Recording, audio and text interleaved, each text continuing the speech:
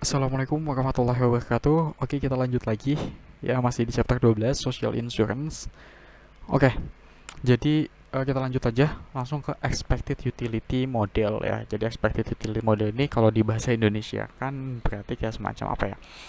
Berapa sih rata-rata utilitas yang bisa diraih gitu loh. Ya kurang lebih seperti itulah ya. Nanti kita akan bahas lebih lanjut lagi mengenai expected utility model. Oke, langsung aja. Jadi expected utility model ini dilambangkan dengan ini ya, EU ini, bahwa rumusnya itu EU ini expected utility ya, expected utility. Nah, nanti EU ini rumusnya itu P dikali U ya. P-nya ini P kecil yang dimana P ini itu probabilitas with adverse event ya, probabilitas kejadian buruk terjadi lah gitu lah ya pokoknya. Terus ada 1 - P dikali U, yang dimana U nya ini utilitas ya. U ini utilitas, nanti ditambah aja P kali U, 1 - P kali U, hasilnya berapa, nanti ketemulah expected utility-nya nih berapa nih ya, gitu ya. Aman kan sampai sini? Jadi untuk yang atas ini tuh ada adverse event, AE aja, adverse event with adverse event. Nah terus yang kedua ini no adverse event. Oke, sampai sini. Lanjut ya. Kita lanjut ke perhitungannya aja. Oke. Next. Nah, jadi di sini, oke, di sini ada sistem ya, sistem.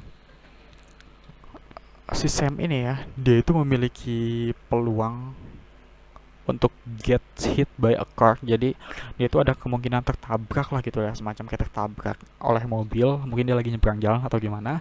Itu sebesar 1%. Oke. Nah, nanti ketika dia tertabrak itu biayanya itu medical expense-nya ya, itu sebesar $30.000. Oke. Nah, selanjutnya di sini insurance cost-nya itu sebesar B for each dollar of coverage. Jadi sebesar B setiap dollar coverage ya. Oke. Jadi ketika Sam by M coverage, nah jadi Sam ini beli sebesar M coverage, maka premi yang harus dibayarkan itu sebesar M dikali B. Inilah premi yang harus dibayarkan oleh si Sam ketika dia ikut asuransi. Oh iya, sebelum itu kesini dulu. Tadi kan di 1% ini ya, 1% kan kemungkinan si Sam ini tertabrak lah ya. Ya, ketika dia tertabrak maka dia harus membayar biaya rumah sakit untuk perawatannya. Itu sebesar $30.000. Nah, si Sam ini bisa menghindari biaya $30.000 ini. Gimana caranya? Ikut asuransi kan? Iya nggak? Nah, jadi dengan cara ikut asuransi maka nanti ketika si Sam tertabrak oleh mobil, nah biaya rumah sakitnya itu akan ditanggung oleh pihak asuransi. Gitu. Makanya lebih baik ikut asuransi buat si Sam ini. Oke. Nah, jadi nanti ini ketemu kan. Nah, premi yang harus dibayarkan oleh Sam itu sebesar M kali B ini. Ya, nanti ketemu premi yang harus dibayarkan berapa. Oke. Nah, selanjutnya to analyze Sam's choice, asumsikan bahwa U-nya ini. Nah, ini tadi kan di rumus expected utility itu rumusnya apa? Expected utility rumusnya P kali U ya, yang awal ya, yang with adverse event P kali U. Nah, U-nya ini didapat dari sini nih, akar daripada C. Oke, aman kan? Nah, kita lanjut ke perhitungannya aja. Oke, ini. Nah, ini. Jadi ini eh, kasus bahwa full insurance itu yang paling optimal, bahwa kita dengan kita ikut asuransi penuh itu expected utility-nya ini yang paling bagus, tingkat kepuasan itu yang paling tinggi lah ya, gitulah pokoknya. Ini ada 3 kasus, kasus 1, kasus 2, dan kasus 3. Oke, jadi ada 3 kasus nih. Nah, yang pertama itu kasus no insurance ini. Jadi dia itu misalnya nggak ikut asuransi sama sekali, ya ketika dia tidak tertabrak, maka konsumsi dia itu sebesar 30.000 dong. Ya nggak, tetap kan? Soalnya nggak terjadi apa-apa gitu. Nah, maka akar dari C ini tadi apa? U kan, sama dengan U, sama dengan utilitas. Oke, jadi utilitasnya ini kan gini rumusnya ya. Ini P ya, saya sebentar. Hmm,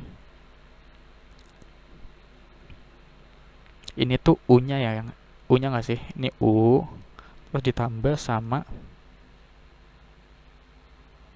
oh ini yang pertama itu, oh sebelum itu kita kasih ke bawah dulu. Nah ini kan ketika kasusnya misalnya dia nggak tertabrak. Nah kalau dia tertabrak, kalau ketika yes, ketika dia tertabrak, nih hit ini maksudnya dia tertabrak atau enggak ya? Ketika dia tertabrak mobil, maka consumption dia menjadi 0. Kenapa? Ya karena itu tadi, dia cuma punya uang 30.000, dia nggak ikut asuransi. Maka yang terjadi apa? Itu uangnya itu digunakan seluruhnya karena tadi costnya sebesar 30.000 ya di sini ya. Cost medikalnya ya itu sebesar 30.000 medical expense-nya, maka ya udah 30.000-nya ini buat berobatnya dia doang. Nanti dia makan nggak tahu gimana gitu. Makanya di sini consumption-nya 0 sehingga akar C juga akan sama dengan 0 gitu. Dan expected utility ini rumusnya sama kayak tadi ya, P dikali U sama dengan 1 min P dikali U. Gini. Ini tuh rumusnya apa sih? 0,99 ini coba ini apa? Sam get hit by a car. Berarti ini P ya? 1%-nya ini P-nya nggak sih? Saya sebentar. Aku nggak hafal juga soalnya rumusnya nih. Consumption with adverse event. Oh iya, P-nya itu berarti ini adverse event. Berarti 1% ini P ya?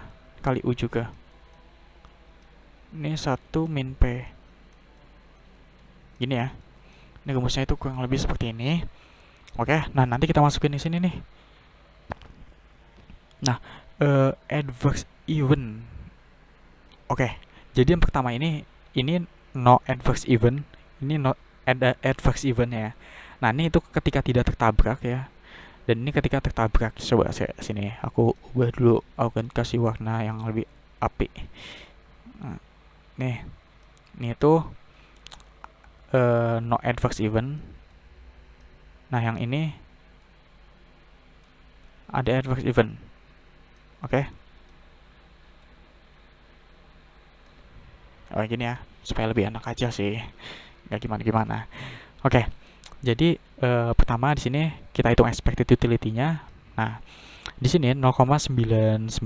Sebentar aku ganti warnanya dulu. Nah, ini 0,99 ini 1 min P ya. Tadi kan P-nya itu berapa? 1% kan. Peluang dia tertabrak 1%. Jadi nanti dapat 0,99 dikali sama U-nya. Ini apa? No adverse event kan. Berarti yang ini. Berarti pakai utilities-nya ini. Ya kan? Ini kebalik sih tanda panahnya. Gini ya, tanda panahnya gini, harusnya gini ya. Nah, terus untuk utilitas yang kedua ini pakai yang ada adverse event ini dong. Ya enggak sih? Nah, nanti kita ketemu expected utility-nya itu sebesar 171,5. Nah, gitu ya kan cara ngitungnya. Itu kasus yang pertama. Nah, kasus yang kedua, di sini dia itu mengikuti full insurance, berarti asuransi full. Jadi, dia itu ngambil asuransi yang paling bagus lah, pokoknya intinya gitulah ya. Nah, yang dimana preminya itu sebesar 300 di sini. Oke.